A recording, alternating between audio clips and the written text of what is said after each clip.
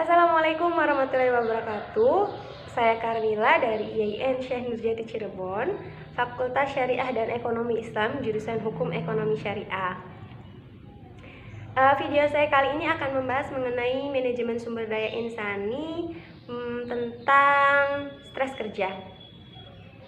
Istilah stres kerja mungkin sudah sangat familiar di telinga teman-teman semua, baik teman-teman yang sudah pernah bekerja atau belum pernah bekerja.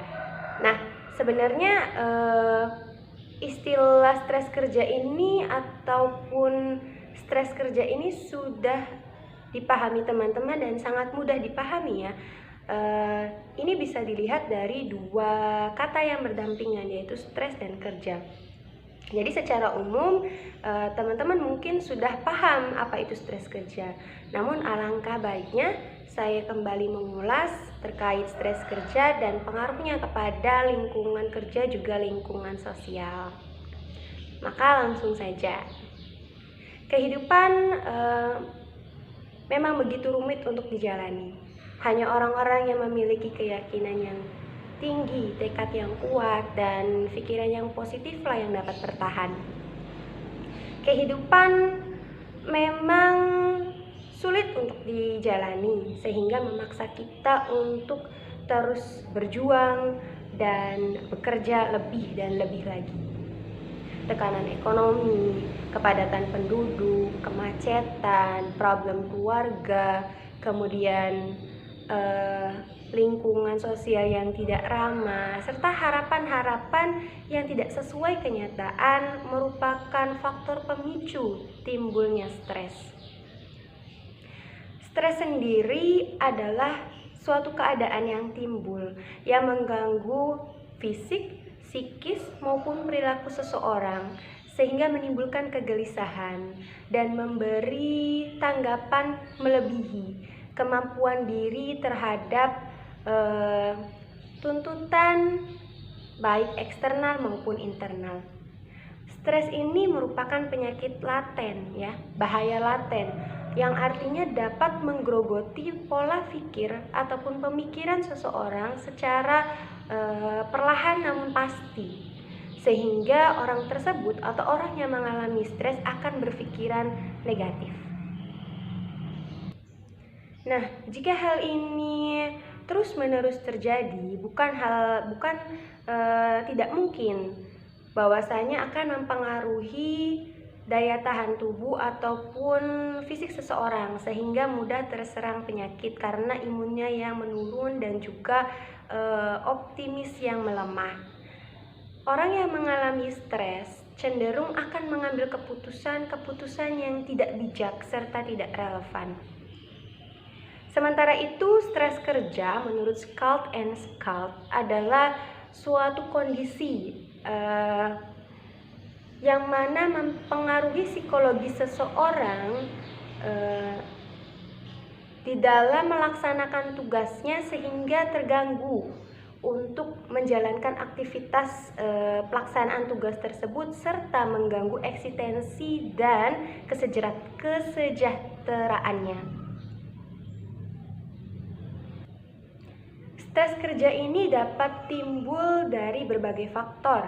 Selain dari apa yang saya sampaikan di awal, faktor pemicu stres kerja di lingkungan kerja juga dapat timbul dari lingkungan kerja yang tidak layak. Kemudian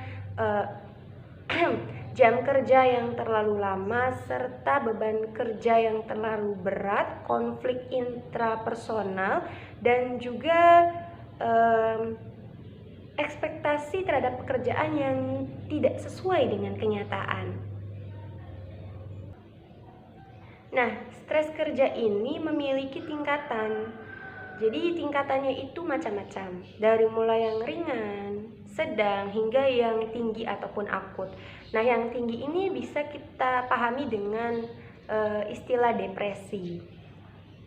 Akibat dari stres kerja ini, 14.000 orang meninggal setiap tahunnya dalam kecelakaan industri, di mana 55 orang per hari atau 7 orang per jam meninggal Selain itu, lebih dari 100.000 karyawan mengalami cacat permanen akibat kelalaian bekerja.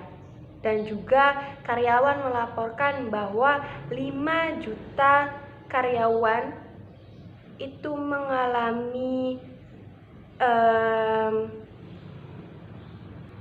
kecelakaan kerja tiap tahunnya. Bukankah menakutkan? Maka menjadi penting untuk setiap diri ataupun karyawan mengambil langkah menanggulangi stres kerja.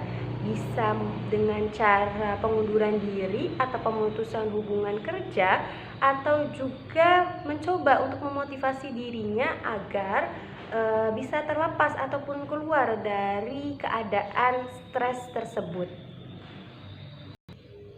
Pengaruh stres kerja pada lingkungan kerja ataupun lingkungan sosial ini sangat berpengaruh dan berdampak, karena stres kerja ini menyerang psikis, fisik, dan juga perilaku seseorang. Maka tidak mungkin atau bukan tidak mungkin bahwasanya seseorang tersebut akan berubah dari pola perilaku yang dahulu dengan pola perilaku setelah mengalami stres atau dalam keadaan mengalami stres. Begitupun pada emosionalnya yang dapat berubah sewaktu-waktu, ataupun berubah dari yang dahulu sebelum mengalami stres, ketika mengalami stres, atau setelah mengalami stres. Ini bisa saja terjadi, atau bahkan yang jauh lebih berbahaya adalah mampu merubah kehidupannya akibat stres kerja ini. Maka menjadi penting untuk kita semua ataupun untuk karyawan agar bisa terlepas dari keadaan stres kerja atau stres ini, baik dengan cara tadi pengunduran diri dari tempat kerja kalau memang dirasa tidak memungkinkan lagi untuk bertahan, atau juga bisa dengan cara memotivasi diri untuk bisa keluar dari permasalahan tersebut. Nah, di dalam perusahaan sendiri biasanya akan ada kegiatan-kegiatan yang diberikan perusahaan kepada karyawan untuk mengurangi stres kerja ataupun menghilangkan stres kerja sendiri. Di antaranya adalah gathering, kemudian ada refreshing, dan juga outbound. Selain daripada tujuannya untuk mengurangi tingkat stres kerja, bisa juga bahkan menghilangkan stres kerja di karyawan. Nah, selain itu juga bisa digunakan sebagai ajang silaturahmi dan mempererat ataupun memperdekat hubungan antara karyawan dalam konteks kerja, karena salah satu bagian ataupun faktor yang menjadi pemicu stres kerja tadi dijelaskan yaitu konflik intrapersonal, seperti itu.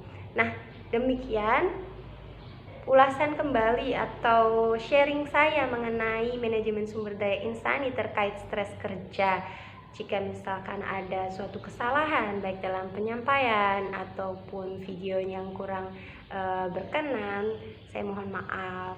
Nah, sebelum ditutup ataupun sebelum saya mengakhiri, saya sedikit memiliki motivasi ataupun kata-kata untuk bisa membuat kita lebih semangat lagi dalam menghadapi stres kerja ataupun kehidupan. Nah, dia itu, setiap orang memang tidak terlepas dari masalah. Namun orang yang hebat adalah mereka yang tersenyum pada masalahnya dan mengatakan, "Aku bisa." Sekian dari saya, kurang dan lebihnya mohon maaf. Wabillahi taufik wal hidayah. Wassalamualaikum warahmatullahi wabarakatuh.